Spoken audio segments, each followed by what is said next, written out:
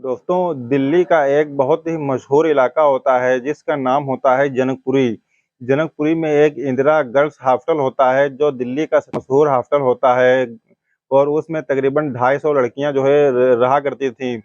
उसमें जो है एक दिन बहुत ही ज़्यादा जो है उथल-पुथल थी, बहुत ही ज़्यादा चहल-पहल थी। तभी जो है क्योंकि चहल-पहल इसलिए थी क्योंकि वहाँ पे सीमा का जो है बर्थडे था और वहाँ पर जो है डांस वगैरह भी हो रहा था और काफ़ी जो है म्यूज़िक वगैरह बज रहा था, जिस पर काफ़ी लोग डांस कर रहे थे और जो है उसकी बर्थडे पार्टी को पूरी तरीके से एन्जॉय कर रहे थे। एन्जॉय करने के बाद तकरीबन रात के 1 बज जाते हैं और 1 बजने के बाद वो सारी की सारी लड़कियाँ अपने-अपने कमरों में चली जाती हैं। उसके बाद वो जो सीमा होती है और उसकी एक फ्रेंड्स होती है मीसा, ये दोनों लोग अपने-अपने कमरे में चली जाती हैं क्योंकि ये जो है कि रूम पार्टनर होती हैं और साथ में दोस्त भी होती हैं और एक ही मल्टीनेशनल गुड़गाँव की कंपनी में काम करती थीं। तो ये दोनों लोग अपने-अपने कमरे में चली जाती हैं और कमरे में जाने के बाद दोस्तों फिर ये लोग कहती हैं आपस में जो है एक-दूसरे से बात करती हैं और कहती हैं कि जो है अब हम लोग अपनी पार्टी शुरू करते हैं। तो वो सीमा जो होती है वो तुरंत इस बात को समझ जाती है और उसके बाद वो जाती है फ्रिज के पास और फ्रिज को खोलती है। फ्रिज खोलने के बाद उसमें से कुछ खाने-पीने का सामान निकालती है और ड्रिंक्स वगैरह की बोतलें भी उसमें जो है लगी हुई थी, वो सब भी निकालती है। उसके बाद ये दोनों मिल कर के खूब खाते-पीते हैं, उसके बाद खूब ड्रिंक्स करते हैं और इतने ज़्यादा नशे में ये लोग दोनों लोग आ जाती हैं। उसके बाद जो है मीसा सीमा से कहती है कि अब हमें कुछ और चाहिए, तो सीमा इस बात को तुरंत समझ जाती है और मुस्कुराने लगती है। वो समझ जाती है कि अब इसको क्या चाहिए, तो वो ये जो है उसकी बात पर जो है गौर करके अपनी जेब में जो है हाथ डालती है और फ़ोन निकालती है। फ़ोन निकालने के बाद एक लड़के को फ़ोन करती है और वो तकरीबन आधे से 1 घंटे के अंदर वो उसके दरवाज़े पर आ जाता है। तभी जो है दरवाज़े की बेल बजती है और जैसे ही बेल बजती है, सीमा जो है दरवाज़े पर जाती है, दरवाज़े को खोलती है, तो वो देखती है कि सामने जो है प्रमोद खड़ा हुआ है, जिसको उसने अभी आधा 1 घंटा पहले ही फ़ोन किया था और वो प्रमोद जो होता है, वो एक ई-रिक्शा वाला होता है। और उससे इन लोगों की जान-पहचान हुए अभी तकरीबन 3 महीने ही हुए थे और इन दोनों तीनों में जो है काफ़ी अच्छी बॉन्डिंग हो गई थी। वो तभी जो है उसको अंदर बुलाया जाता है, वो अंदर आता है, अंदर आने के बाद मीसा उससे कहती है कि कुछ ड्रिंक्स वगैरह लोगे क्या? तो वो भी जो है उनकी पार्टी में शामिल हो जाता है और उनके साथ में काफ़ी ज़्यादा ड्रिंक्स कर लेता है और इतनी ज़्यादा ड्रिंक्स कर लेता है कि तीनों के तीनों लोग इतनी ज़्यादा ड्रिंक्स कर लेते हैं कि उनको किसी चीज़ का अंदाज़ा भी नहीं होता है कि हम क्या कर रहे हैं और क्या नहीं कर रहे हैं। उसके बाद मीसा जो होती है वो उसके साथ जो है प्रमोद के साथ रिक्शे वाले के साथ छेड़खानी शुरू कर देती है और इसी दो तरीके से सिलसिला चलता रहता है और वो प्रमोद तो पहले से ही तैयार बैठा था। वो इसलिए क्योंकि उसको काफ़ी अच्छा खासा पैसा भी मिलता था और साथ में एन्जॉय करने को भी मिलता था, तो इसलिए वो तो पहले से ही तैयार बैठा था।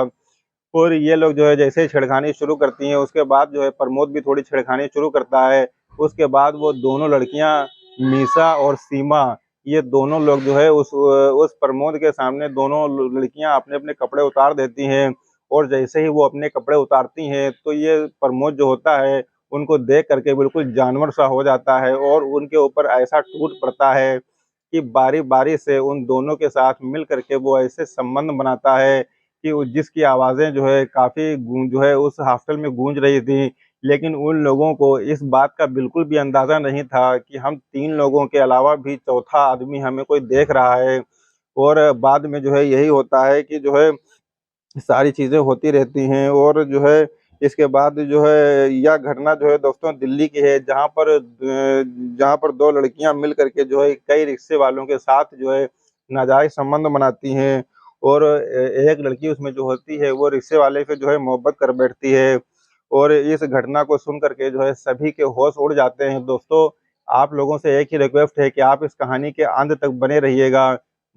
अस्सलाम वालेकुम, नमस्कार, मैं शादाब खान। दोस्तों, अगर आप हमारे चैनल पर नए हैं तो प्लीज़ वही रिक्वेस्ट है कि आप हमारे चैनल को सब्सक्राइब ज़रूर कर लीजिएगा और कहानी अगर अच्छी लगे तो लाइक कीजिएगा और कमेंट बॉक्स में अपना नाम और आप कहानी को कहाँ से देख रहे हैं ये ज़रूर लिखिएगा ताकि अगले एपिसोड के अंत में मैं आपके नाम की घोषणा कर सकूँ। दोस्तों, चलिए सीधे चलते हैं कहानी की ओर। दोस्तों, 10 जुलाई 2013 को उत्तर प्रदेश का एक मशहूर ज़िला जिसका नाम इटावा होता है और उसी का एक कस्बा एक विधानसभा पड़ती है जसवंत नगर।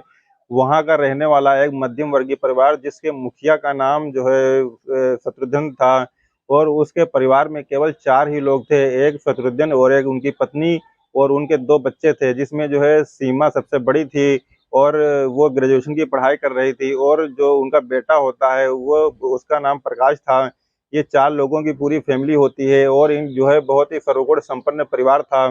क्योंकि इनके जो मुखिया होते हैं फखरुद्दीन, उनका जो है अच्छा खासा कारोबार चल रहा था और वो अपनी जो है उसी कारोबार में मस्त रहते हैं, क्योंकि उनका ट्रैक्टर एजेंसी का काम था और उस एजेंसी में अच्छी खासी आमदनी थी, तो इसलिए ज़्यादा कोई प्रॉब्लम की बात भी नहीं थी और उन लोगों का परिवार बहुत ही अच्छे से चल रहा था। लेकिन जो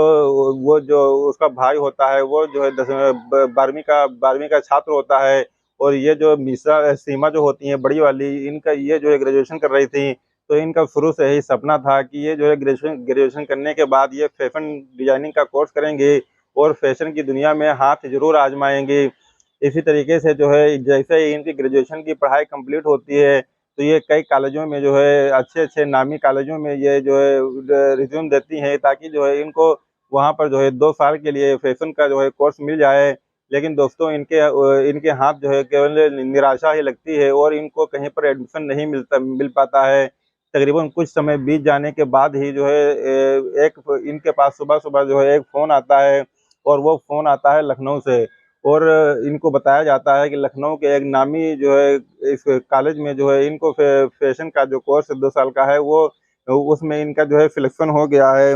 अब ये सारी बातें सुन कर के इनके घर वाले जो होते हैं वो बहुत ही ज़्यादा खुश हो जाते हैं और उनका सीना जो है बहुत ही ज़्यादा चौड़ा हो जाता है। वो सोचते हैं कि चलो हमारी बेटी का जो है सपना इसी बहाने जो है पूरा हो जाएगा, और हमारी बेटी की जो 6 महीने की जो मेहनत थी, अब उस मेहनत का जो है फल अब जो है मिला है, उसका परिणाम अब मिला है। तो उसके घर वाले इतना ज़्यादा खुश हो जाते हैं कि वो पूरे के पूरे गाँव को दावत दे देते हैं, और पूरे गाँव वाले आकर के उस दावत को जो है खाते हैं, खूब एन्जॉय करते हैं। उसके पिता जो है अपनी बेटी की इस प्रतिभा से बेहद ही जो है खुश थे, और अपनी छाती बहुत ज़्यादा चौड़ी हो गई थी। करीब 1 हफ्ते बाद सीमा जो है इटावा से जो है लखनऊ शिफ्ट हो जाती है, और वहाँ पर जो है वो अपना फैशन डिज़ाइनिंग का जो है कोर्स करने लगती है, और उसमें जो है कुछ अच्छा जो है अच्छा ही करती है, और फिर वहाँ से जो है समय का पहिया घूमने लगता है और तकरीबन 2 साल गुज़र जाते हैं। अब वो वक़्त आता है तकरीबन 2015 का, तो 2015 आ जाता है और उसका फैशन का जो कोर्स होता है वो कंप्लीट हो जाता है। उसके बाद दोस्तों वो नौकरी की तलाश करने लगती है। कई जगह जो है वो नौकरी की तलाश करती है, लेकिन एक दिन ऐसा होता है कि उसी कॉलेज में जो लखनऊ का नामी कॉलेज होता है, उसी कॉलेज में जो है एक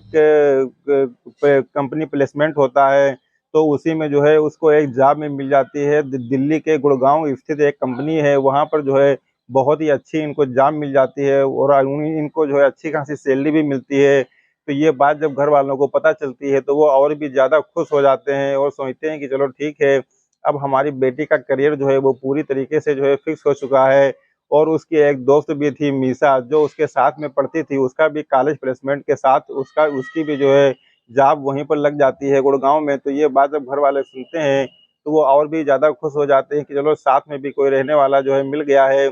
इसके बाद जो है ये लोग घर पर आती हैं और घर पर तकरीबन 1 महीना रुकती हैं। 1 महीना रुकने के बाद दोस्तों ये लोग अपनी जो है ड्यूटी को जॉइन कर लेती हैं, और वहाँ पर जो है जा कर के जो है रुक जाती हैं। दिल्ली में गुड़गाँव की कंपनी में ये लोग काम करने लगती हैं और एक कमरा किराए पे ले लेती हैं, उसी में दोनों लोग ये रहने लगती हैं।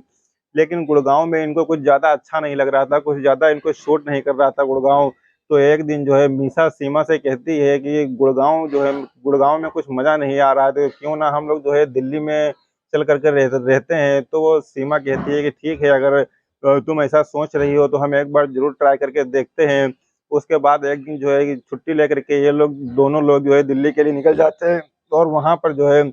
ये लोग जो है कमरा सर्च करने लगते हैं कि किसी कोई अच्छा-सा मकान मिल जाए किराए से और उसमें हम दोनों के दोनों लोग शिफ्ट हो जाएँ। तभी ये लोग जो है सर्च करते-करते एक ऐसी जगह पर पहुँच जाते हैं कि जहाँ पर कोई इनको बता बता देता है कि यहाँ पर एक गर्ल्स हॉस्टल है जिसका नाम है इंदिरा गर्ल्स हॉस्टल। वहाँ पर सब केवल गर्ल्स ही रहती हैं और वो बहुत ही अच्छा हॉस्टल है और बहुत ही सस्ता भी है। तो ये लोग कहती हैं चलो भाई उसमें सर्च कर लेते हैं। जब ये लोग उसमें सर्च करने के लिए जाते हैं, तो ये लोग पाती हैं कि उसमें वाक़ई में जो है बहुत ही अच्छी क्वालिटी भी है, बहुत ही अच्छा हिसाब-किताब है उसमें और वो जो है सस्ता भी है। तो ये लोग जो है वहाँ पर अपना जॉइनिंग कर लेती हैं और तकरीबन 1 महीने के बाद ये लोग गुड़गाँव से जो है उस इंदिरा गर्ल्स हॉस्टल में जो है शिफ्ट हो जाती हैं। अब जब जो ये लोग वहाँ पर शिफ्ट हो जाती हैं, तो जो है इनको जो है घर वालों को क्योंकि इनके घर वाले जो है वो सर्वगुण संपन्न थे और वैसे भी इतने अमीर थे, तो इनको घर वालों को कोई सैलरी जो है देनी नहीं पड़ती थी। तो जितनी भी ये लोग पैसा कमाते थे, ये लोग अपने ही ऊपर सब खर्च कर डालते थे और घूमने-फिरने में, खाने-पीने में बहुत ही ज़्यादा मस्ती ये लोग करती थीं। तभी एक दिन ऐसा आता है कि ये लोग जो है रात के तकरीबन 1 बजे होते हैं, तो मीसा जो है सीमा से कहती है चलो यार कहीं दिल्ली घूमने चलते हैं। तो कहती हैं कि ठीक है चलो घूमने, तो वो लोग कहते हैं कि भई चलो इंडिया गेट घूमने चलते हैं। तभी वो लोग जो है उस हॉस्टल से बाहर निकल आती हैं और हॉस्टल से बाहर निकलने के बाद एक रिक्शे वाले का इंतज़ार करने लगती हैं कि कोई भी रिक्शे वाला मिल जाए और उसके साथ वो जो है इंडिया गेट चली जाएँ। तभी एक रिक्शे वाला आता है और वो रुकता है, तो उससे वो दोनों लोग पूछती हैं कि हमको इंडिया गेट जाना है। तो दोनों की बातचीत तय हो जाती है। उसके बाद वो दोनों लोग उसमें बैठ जाते हैं। बैठ जाने के बाद वो उनको वहाँ पर जा कर के छोड़ देता है इंडिया गेट और उसके बाद जो है वो दोनों लोग वहाँ पर खूब घूमती हैं, खूब मस्ती करती हैं, एन्जॉय करती हैं। उसके बाद दोस्तों 2-3 घंटे टहलने के बाद वो लोग वहाँ से वापस अपने जो है गर्ल्स हॉस्टल में चली आती हैं, एक ऑटो को पकड़ कर के।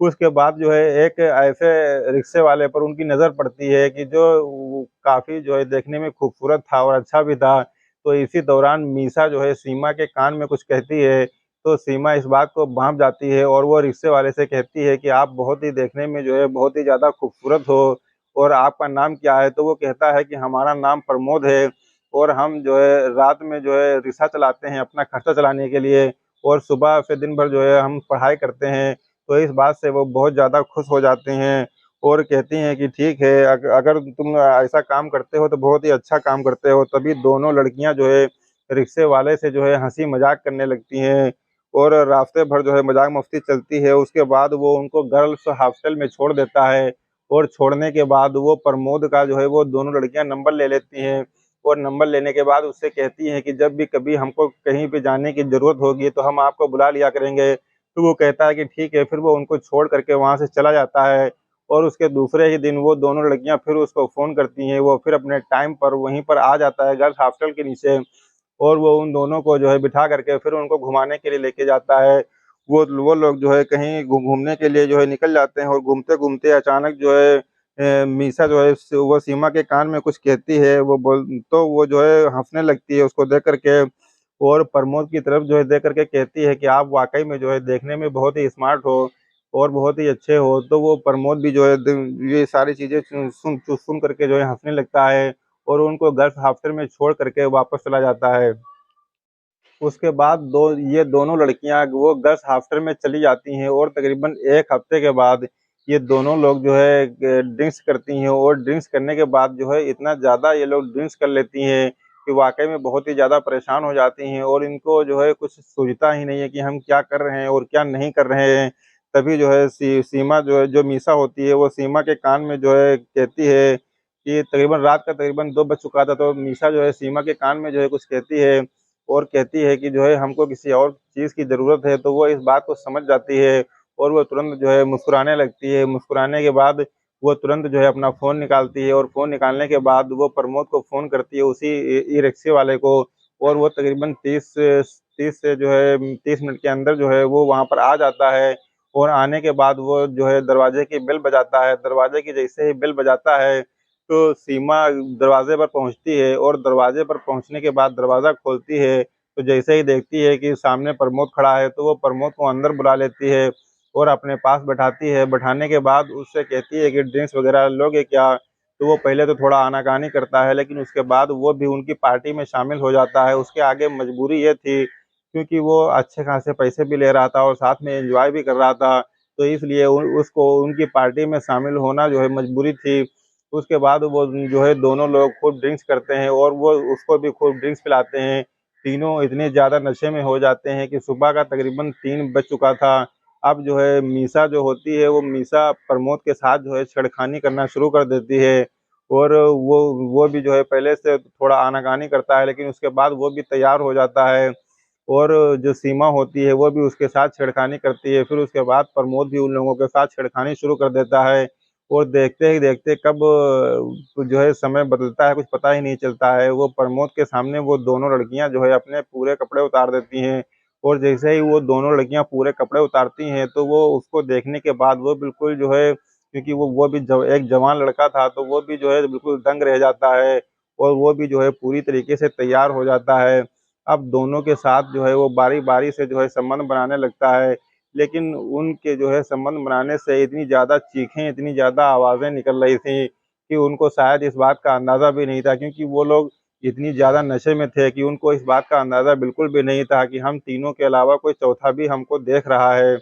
और इसी तरीके से जब ज़्यादा चीखें और आवाज़ें वहाँ से निकलने लगती हैं, तो वहाँ की एक लड़की होती है, उसी हॉस्टल में रह रही होती है, उसका नाम सुमैना होता है। तो वो आकर के वो जो है देखती है कि ये आवाज़ कहाँ से आ रही है, तब उसको पता चलता है कि ये आवाज़ तो इसी कमरे से आ रही है। फिर वो उसके जिंगले से झाँक करके देखती है, तो जैसे ही वो अंदर का नज़ारा देखती है, तो वो देखने के बाद बहुत ही ज़्यादा दंग रह जाती है और सोचती है कि जो है ये लोग आपस में क्या कर रहे हैं, क्योंकि दोनों लड़कियाँ जो है एक लड़के के साथ मिल करके जो है शारीरिक संबंध बना रहे हैं। वो थोड़ी देर तक तो देखती है और वो देखने के बाद फिर जो है चली जाती है। जब वो चली जाती है तो ये तीनों लोग जो है मिल करके जो है खूब आपस में संबंध बनाते हैं। उसके बाद ये तीनों लोग जब बहुत ज़्यादा थक जाते हैं, थकने के बाद वहीं पर सो जाते हैं और सुबह जैसे ही वो उठता है प्रमोद, तो वो तुरंत वहाँ से निकल लेता है और निकलने के बाद वो दोनों लड़कियाँ जो है सुबह-सुबह उठ कर के जो है तैयार हो जाती हैं। और उसमें की जो एक लड़की होती है मीसा, उसको जो है रिक्शे वाले से जो है प्यार हो जाता है। तो वो उससे अपने प्यार का इज़हार करती है और फिर कहती है कि मैं तुमसे जो है शादी भी करना चाहती हूँ।